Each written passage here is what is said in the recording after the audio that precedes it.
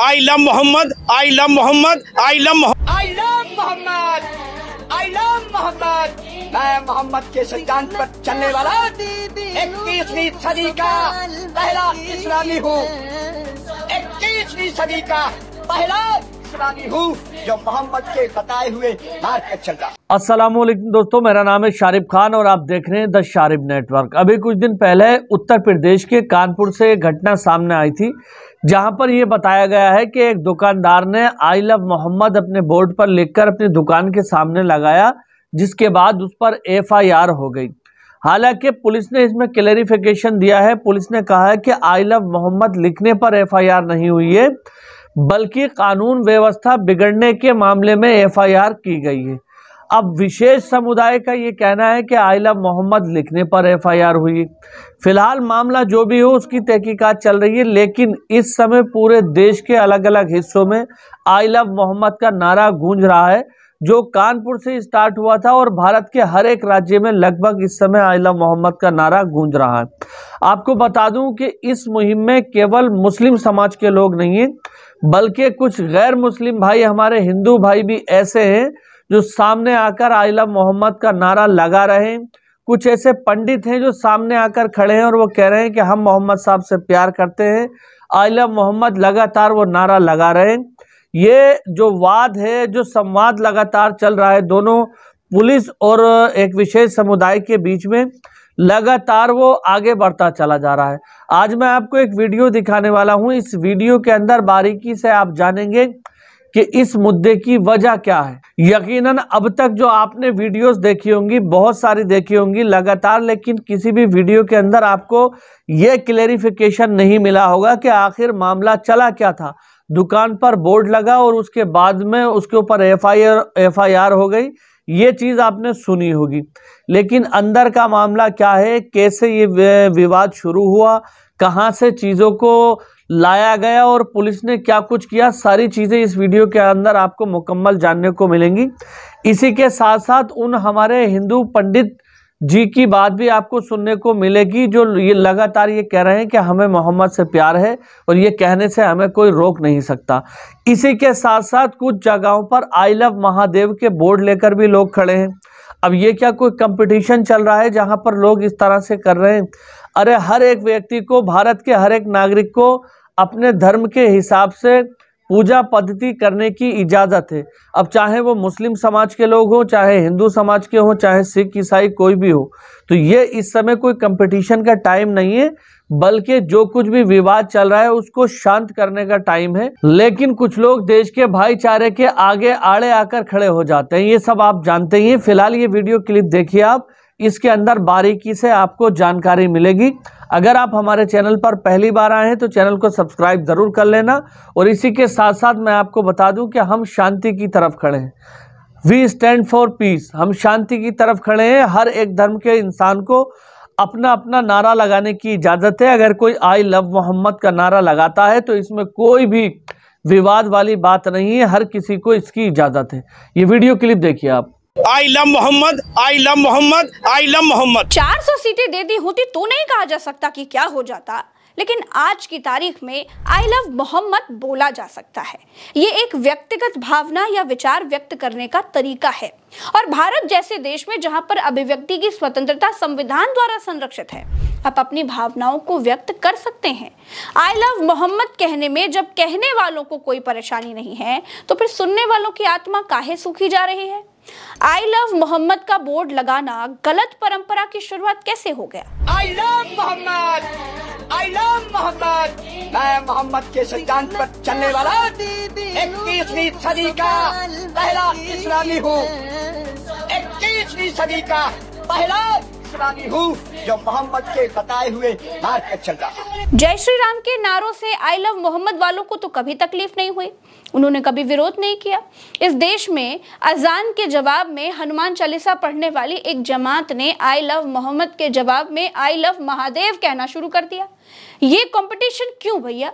मोहम्मद के पैरेलल महादेव को खड़ा किया जा रहा है और जानबूझकर हिंदू मुसलमान वाला माहौल बनाने की कोशिश की जा रही है।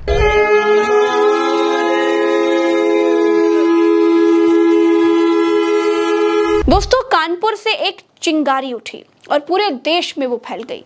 भारत में कुछ जगहों पर इसने हिंसा का रूप ले लिया, पत्थरबाजी के साथ तोड़फोड़ तक की गई। इससे दो समुदायों के बीच विवाद और तनाव बढ़ गया। इसमें FIR भी दर्ज की गई। पूरा मामला क्या था उसको भी आपको समझना चाहिए।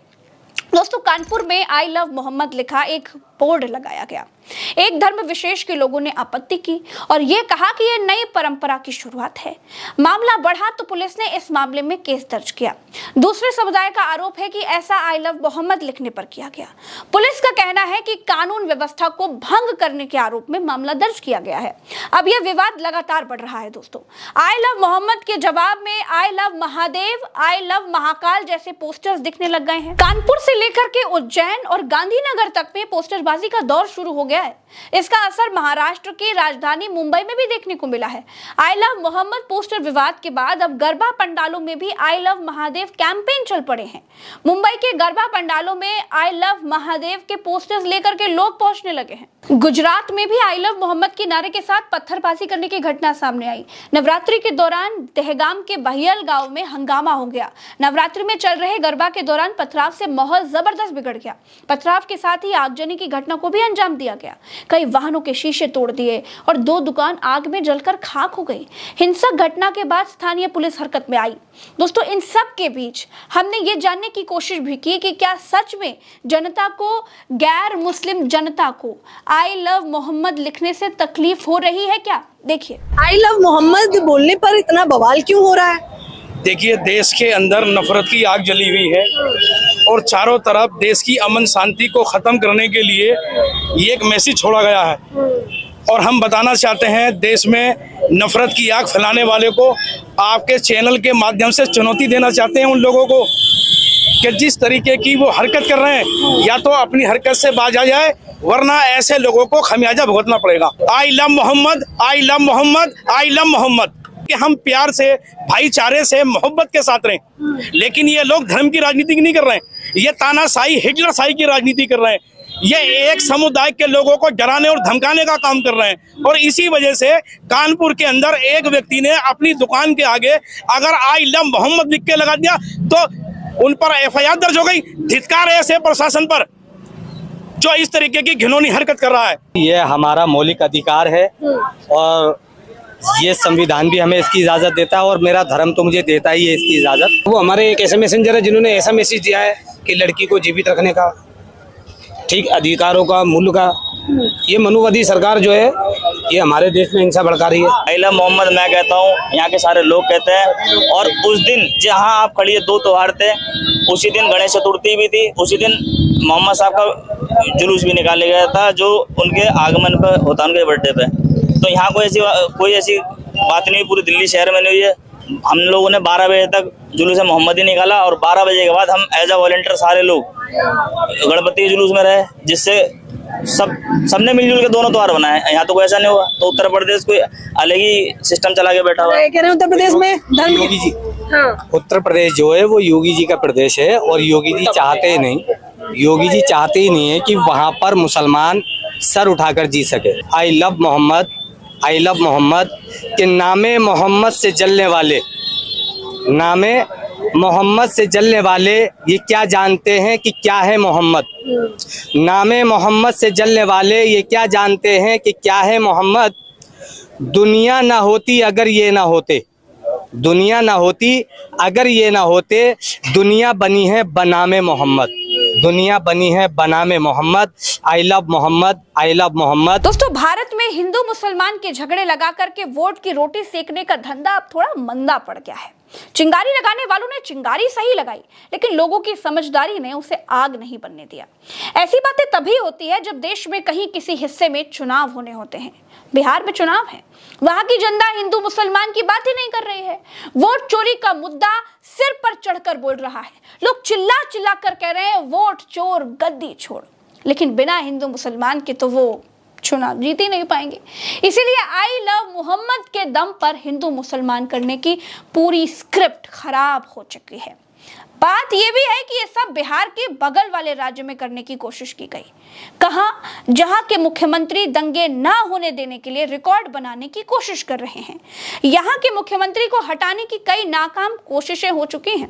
दोस्तों, बंद शब्दों में कह रही हूँ, कम कह रही हूँ, आप ज्यादा समझिए, सब कुछ समझ में आ जाएगा। तो दोस्तों, ये वीडियो देखिए आपने। इस वीडियो के अंदर प्रज्ञा मिश्रा बात कर रही हैं और प्रज्ञा मिश्रा ने जो रिपोर्ट दिखाई है, क्या लगता है आपको सही और सटीक जानकारी इस वीडियो के अंदर मिली? कमेंट में जरूर बताना। और इसी के साथ साथ आपको बता दूं, दिल्ली सुप्रीम कोर्ट के वकील हैं महमूद पराचा, उन्होंने कॉन्फ्रेंस की है। उन्होंने कॉन्फ्रेंस करने के बाद मीडिया के सामने ये कहा है कि ऐसा कोई भी व्यक्ति नहीं है जो आई लव मोहम्मद नहीं चाहता, यानी कि जो अपने नबी से प्यार नहीं करता।